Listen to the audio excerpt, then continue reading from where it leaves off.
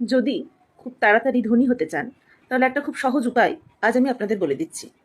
যারা ভাবে যে আমরা কত তাড়াতাড়ি ধনী হব, তো তাদের জন্য আজকের এই উপায়টি। কিন্তু অর্থ উপার্জনের যেটা সঠিক পথ সেটাই আপনারা হয়তো বুঝতে পারছেন না। আপনার রোজগার যদি 100 টাকা হয়, তো সেই 100 টাকার মধ্যে আপনি আপনার সংসার খরচা চালান, তার মধ্যে থেকে আপনি 2 টাকা বাঁচিয়ে রাখুন। সেই টাকাটি আপনি কোনো গরিব দুঃখীকে দিয়ে দিন, যাদের দরকার, যারা আপনার থেকেও খারাপ অবস্থাতে আছে, যাদের দরকার তাদেরকে আপনি দিয়ে দিন, তাদের কাজে লাগান। আপনাকে সেই দুস্থ মানুষদের খুঁজতে হবে না। আপনার চোখের সামনে যারা থাকবে সেরকম যদি কোনো মানুষ আপনি দেখতে পান, বা আপনি যদি কোনো জীবজন্তুদের দেখতে পান, তো তাদেরকে কোনো না কোনো প্রকারে আপনার সাধ্যমতো আপনি সাহায্য করুন। সেই 2 টাকায় কিন্তু একসময় 2 লক্ষ টাকার ব্যবস্থা করে দেবে। আপনি যদি 2 লক্ষ টাকা সেবার জন্য লাগান, তাহলে সেটাই কিন্তু একসময় 2 কোটি টাকার ব্যবস্থা করে দেবে। কিভাবে করবে? আমি আমাদের আগের ভিডিওতেই বলেছিলাম যে আমাদের ইউনিভার্সের রুল হচ্ছে গিভ অ্যান্ড টেক। আপনি যা করবেন তার দ্বিগুণ কিন্তু আপনি ফেরত পাবেন। সুতরাং আপনি যদি কাউকে 2 টাকা দান করেন, আপনি কিন্তু 20 টাকা ফেরত পেয়ে যাবেন। আপনাকে খোঁজার প্রয়োজন নেই, আপনাকে খোঁজার কোনো প্রয়োজন নেই। আপনার চোখের সামনেই আপনি কোনো রাস্তার জীবজন্তুকে হয়তো দেখলেন, হ্যাঁ, যাদের মানে খেতে পাচ্ছে না বা কিছু, সেরকম কোনো হয়তো মানুষজনকে দেখলেন, আপনি আপনার সাধ্যমতো সাহায্য করুন। দেখুন, অটোমেটিকই আপনার মনের নেগেটিভিটিটাকে সেটা দূর করে এবং পজিটিভ এনার্জি আপনার মনে তৈরি হবে। কাউকে কোনো কিছু সাহায্য করলে কিন্তু আমাদের ভেতরে যে আনন্দ পাই, সেটা কিন্তু আমরা মানে কোনো কিছুর বিনিময়ে কিন্তু সেই আনন্দটা আমরা আর পেতে পারি না।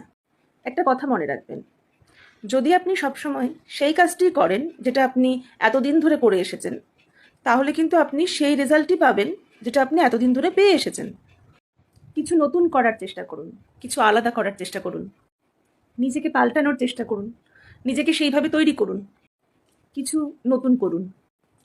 মনে রাখুন, যদি আপনি এরকম কোনো ভালো কাজ করেন যেটা কেউ কখনো করেনি, তাহলে আপনি সেই রকম ভালো ফল পাবেন, সেই রকম ভালো রেজাল্ট পাবেন যেটা আজ অবধি কখনো কেউ পায়নি।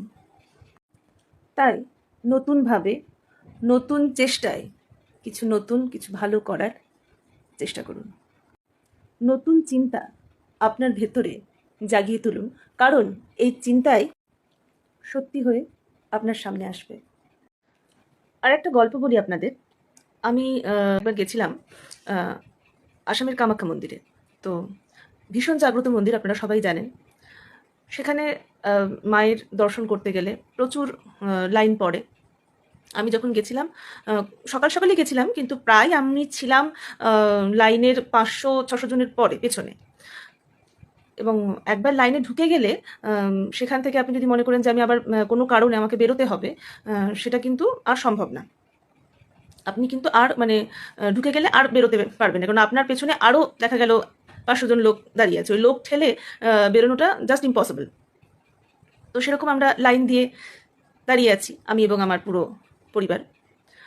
সেখানে আমি দেখলাম যে আমাদের ঠিক সামনেই একটি ছোট বাচ্চা খুব কাঁদছে। খুব স্বাভাবিক, আমাদের লাইনে প্রায় 2 ঘন্টা 2.5 ঘন্টা হয়ে গেছে। বাচ্চাটির হয়তো খিদে পেয়েছে, যা কিছু সামান্য জল বা বিস্কিট ছিল সেটা খাওয়া হয়ে গেছে, শেষ হয়ে গেছে। বাচ্চাটির কিন্তু আবার খিদে লেগে গেছে। তো বাচ্চাটি প্রচণ্ড কান্নাকাটি করছে। বাচ্চাটির মা বাবা তাকে থামানোর চেষ্টা করছে, কিন্তু তারা মানে পারছে না। বাচ্চা তোর খিদে পেয়ে গেছে, কিছু না খেলে তো হবে না, কিন্তু এখন এই অবস্থাতে লাইনের ভেতর থেকে বেরোনোটাও সম্ভব না। আমরা দেখলাম একটি লোক, যিনি জাস্ট লাইনে ঢুকতে যাচ্ছিলেন, তিনি কিন্তু বললেন যে ঠিক আছে, আমি এনে দিচ্ছি।